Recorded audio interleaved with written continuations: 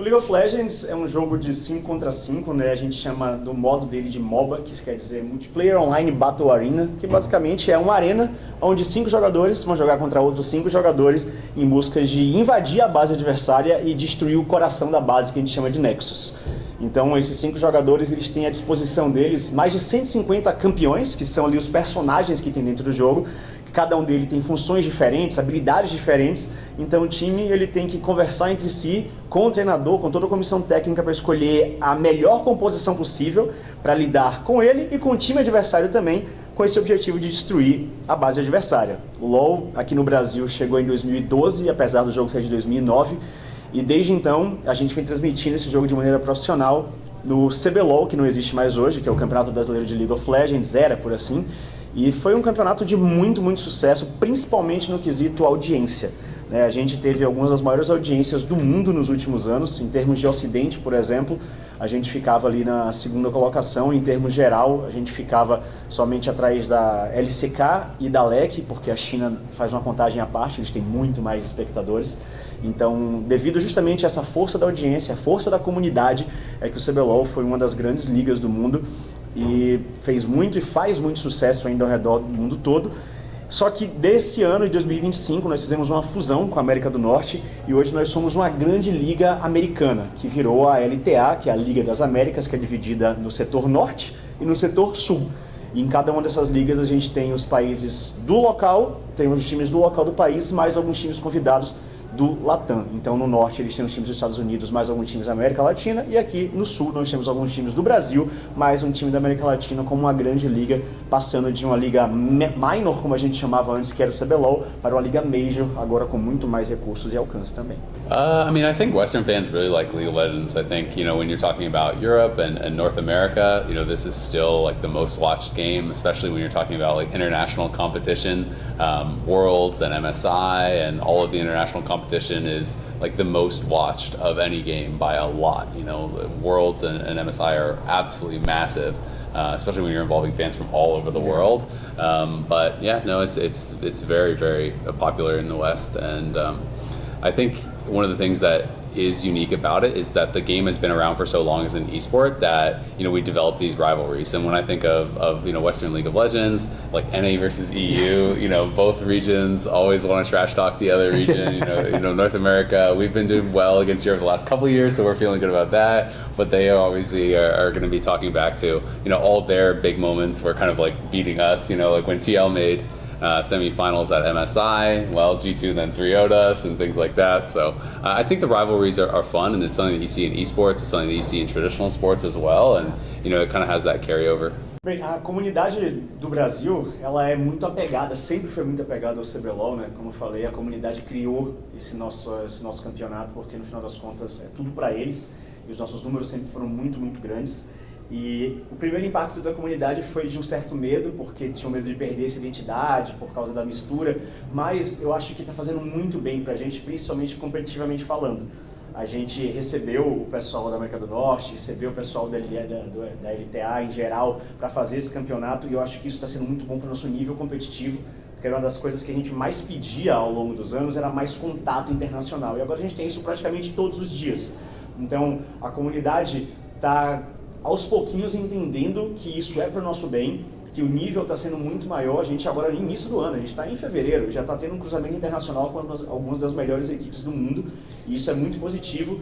Ainda é muito cedo, né, para a gente colher todos os frutos, mas o plano sempre é pensar em longo prazo, né? O LoL está aqui vivendo já há mais de 16 anos como o esporte eletrônico mais assistido do mundo, então eu acho que a comunidade vai colher muitos frutos.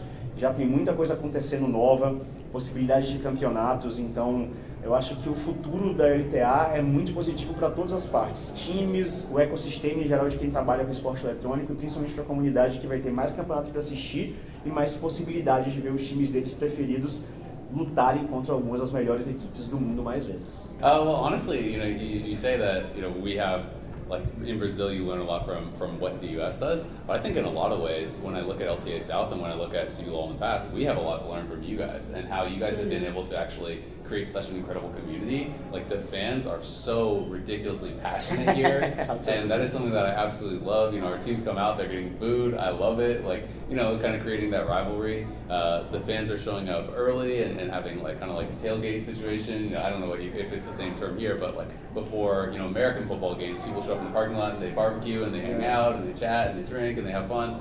And I see fans showing up here early doing that.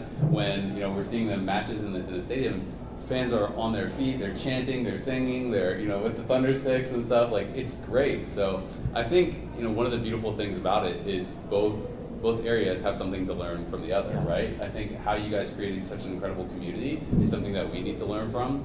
And, you know, as far as the teams, I think that we have had, you know, more opportunities to play against, you know, the LPL, the LCK, and the top regions in the world. And that's something that has given us that experience, and now I think you guys are going to be able to have your teams learning from that experience as well.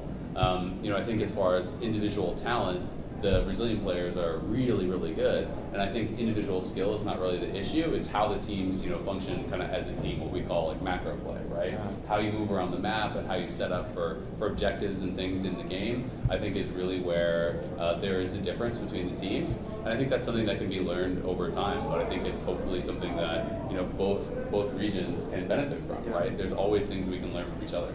In LTA North, they have more responsibility. They see the game in a more professional way than here. They have more time, more experience in that, because here in Brazil, we have a lot to learn with them in this aspect, because here, the players are too young and we don't have a solid base of creating athletes. Here, we have some struggles in this way.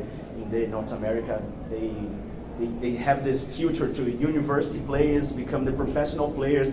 They have more pro view of League of Legends. That's the high points of the NA, in my view, today. Eu acho que a gente tem alguns grandes nomes como exemplo, mas para mim o maior de todos é o BRTT, né? Aquele cara que transcendeu tudo, hoje está na música, ele está na luta, já lutou, ele faz muita coisa.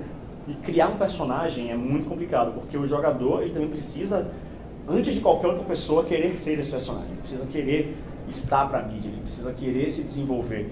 E a gente vê que muitos desses jogadores eles só querem jogar, sabe? Eles só querem ficar ligados no jogo, no videogame. Então, preparar essa nova geração para eles serem ídolos é um trabalho bastante árduo, mas em termos de visibilidade, tudo só cresce. No tempo que o BRTT virou uma mega estrela, a gente tinha uma visibilidade 5 vezes menor do que a gente tem hoje.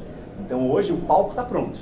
A Riot fez todo um planejamento para isso aqui virar cada vez um espetáculo cada vez maior, mais assistido, mais apaixonante, e o palco está pronto. A gente precisa de uma união, da vontade dos jogadores quererem ser essas referências, quererem se tornar esses ídolos, para poder aí sim estourar essas bolhas e influenciar cada vez mais, porque a possibilidade está logo ali. O dia a dia que é feito para isso, a quantidade de jornalistas que vêm aqui, de olhos e ouvidos que estão o tempo inteiro olhando para o LoL é gigantesca. Então, é só uma questão de realmente os jogadores se prepararem para isso da melhor maneira e se cercarem dos melhores profissionais possíveis para essa bolha ser estourada. A gente está passando por esse problema geracional, né? Eu sou mais velho, vou fazer 40 anos daqui a 2 anos, eu sou uma das pessoas mais velhas do cenário e eu, sem querer ser idoso de cena, que no meu tempo, mas eu acho que a geração de hoje ela é mais acomodada, por assim dizer, né? Elas talvez não queiram expandir tanto essa questão do conhecimento, do estudo, do multitalento, elas ficam naquele tunnel vision de só jogar, só que a gente sabe que isso é igual que esporte, né? Para você conseguir ser mais, você precisa ser muito bom no que você faz, mas você precisa se vender também muito bem. O Neymar é um gênio da bola, mas o que ele faz de marketing é brincadeira. Ao contrário, por exemplo, do Rivaldo. O Rivaldo, ele para mim é um dos maiores jogadores da história do futebol, mas ele não se vendeu. Então ele não conseguiu virar esse mega ídolo, que para mim o Rivaldo merecia ser. Então, hoje em dia eu vejo que muitos jogadores eles só se preocupam com a performance e pouco com a mídia. I think in North America these days it's more concentrated within esports. I think that, you know, the best examples that you see of people really going beyond the game are like people like Faker and Uzi and some of the players that have had so much success internationally that, you know, you're recognized in every region around the world. Some of these players are doing, you know, all kinds of like fashion shoots and magazine ads, and they're doing stuff with K-pop stars, and they're doing, you know, it's like everything. You know, it's really just regular pop culture. To me, I think one of the things that I think is maybe lacking more in modern esports compared to kind of where it came from to kind of build those brands is there's not as much of the interaction between the community and the players, at least for North America, how it used to be. You know, when LCS was initially coming up in North America, it was so much about the players would be streaming all the time, and you'd watch their stream, and then you'd tune in to see how they would do in their professional matches. And it really created these connections with players like Sneaky and Doublelift and Bjergsen, and those players, I think, were more like what you were talking about, where they go beyond the game, and their popularity grows to a level that they become kind of like these just more mainstream celebrity type people. And that's something that I think, you know, it'd be good for esports to get back to, because as we get more professionalized, there's, you know, the kind of like two sides to the coin. Like you were talking about in North America, it's very professionalized with how they practice and how they prepare, but that takes up pretty much all of their time. So you do lose out some in the kind of connection with the community, which I think is what allows the players to really kind of become larger than life. So while it is good to professionalize and to always be advancing the sport, at the same time, I think it's important to also, you know, keep in touch with the roots of what made the game popular and what made the player so popular in the first place.